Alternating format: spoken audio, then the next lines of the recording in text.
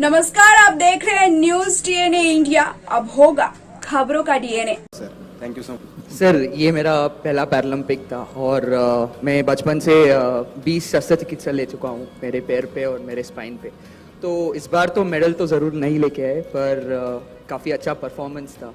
हम तो ये गर्व हो रहे हैं कि उन लोगों को भी बीट किया है हमने और हमारा बेस्ट परफॉर्मेंस दिया है। और ऐसे हमारा एथलीट्स बोल रहे हैं कि दूसरे एथलीट्स बोल रहे हैं कि आपका प्रधानमंत्री आपसे बात कर रहे हैं, हमारा प्रेसिडेंट या प्राइम मिनिस्टर वैसे हमसे पर्सनली नहीं बात करते। वो हमको इतना गर्व महसूस होते हैं कि हमारा माननीय प्रधानमंत्री जी हमको इतना हौसला बढ़ाते हैं और इतना सपोर्ट करते हैं। So thank you so much sir, इसके लिए बहुत बहुत। एक वो कहावत है कि शायद प्रत्यक्ष को प्रमाण की क्या ज़रूरत है, तो यहाँ पे यही है। लास्ट टाइम 19 एथलीट गए थे खेलने के लिए, इस बार 19 मेडल आए हैं। तो कह सकते मतलब पैरा स्पोर्ट्स किस लेवल पे चला गया है, ये कोई वो प्रत्यक्ष को प्रमाण की ज़रूरत नहीं है।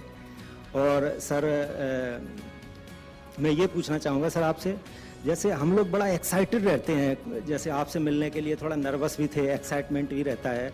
आप जैसे आप भी कंट्री को किसी इवेंट में रिप्रेजेंट करने के लिए जाते हैं, तो आपके मन में क्या चलता है सर? आप कैसे उस कंडीशन को हैंडल करते हैं? मेरा बैकग्राउंड बहुत अब जैसे ही एक सामान्य परिवार का है। और बचपन में तो कभी स्कूल के प्रिंसिपल भी अगर नाम से बुला देते थे तो अब वाह नाच उठते थे कि प्रिंसिपल को मेरा नाम मालूम है। तो ये जीवन की खुशी तो रहती है, हर एक रहती है। लेकिन जब मेरा सार्वजनिक जीवन का दायित्व बना तो एक प्रकार से मैंने अपने आप को भुला दिया।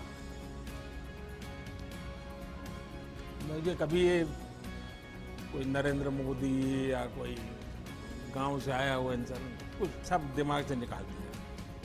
जब गुजरात में काम करता तो मेरे मन में रहता था भाई मैं नहीं हूँ, 6 करोड़ गुजराती हैं, ये मेरे मन में रहता है। और अभी दुनिया के किसी भी लीडर को मिलता तो मुझे ये नहीं लगता कि मैं मिलता, मुझे ये लगता है कि 130 करोड़ देशवासी हैं।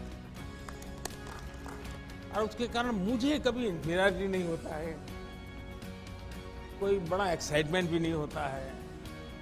जैसा मैं आपको कहता हूँ आप अपना बेस्ट परफॉर्म कीजिए, मैं भी मन में रखता हूँ मैं मेरे देश की बात बड़ी ताकत से करूँगा, बड़े विश्वास से करूँगा। तो यही भाव है और क्या है। आपकी सर मेमोरी बहुत शार्प है सर, आप एकदम याद कैसे रख लेते हैं?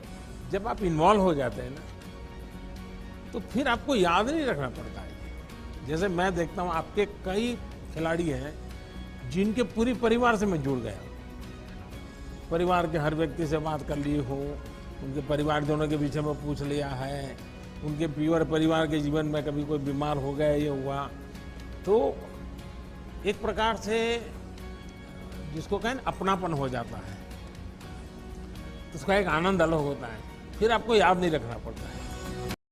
अब नहीं बताइए, गोल्डन गर्ल बन गई हो अब तो। सर आपका बहुत बहुत धन्यवाद हमें यहाँ बुलाने के लिए, सम्मानित करने के लिए। और जब मैं फाइनल्स खेल रही थी, क्वालिफिकेशन में 7th आकर, मेरे दिमाग में बस आप ही की बात चल रही थी। तब आपने कहा कि अपना बेस्ट देना है, 100% देना है, मेडल की नई सोच नहीं है और कोई बोझ लेकर नहीं चलना है दिमाग में।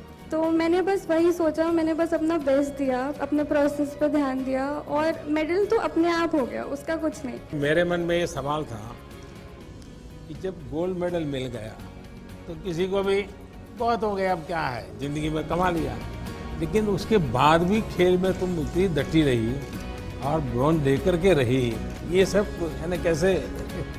सर जब मैंने आपसे बात करी तो आपने बोला कि अभी यहाँ पे रुकना नहीं है, तो मेरे मन में बस वही था कि अभी भी मैं अपना बेस्ट दे सकती हूँ और मैं भारत का झंडा ऊपर कर सकती हूँ। तो इसीलिए मैं ये मेडल सभी भारतीयों को डेडिकेट करना चाहती हूँ दोनों।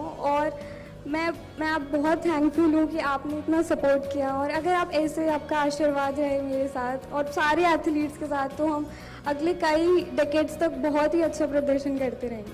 बहुत बहुत शुभकामनाएं आपको। Thank you sir. अपने क्षेत्र के हर खबर को पाने के लिए हमारे चैनल को सब्सक्राइब करें, लाइक करें और शेयर करें। साथ ही बेल आइकन को दबाना ना भूलें। और हाँ, हमसे जुड़ने के लिए कांटेक्ट करें नीचे दिए हुए नंबर्स पर। तो ऐसी खबरों के लिए जुड़े रहिए हमारे चैनल न्यूज़ डीएनए इंडिया के साथ।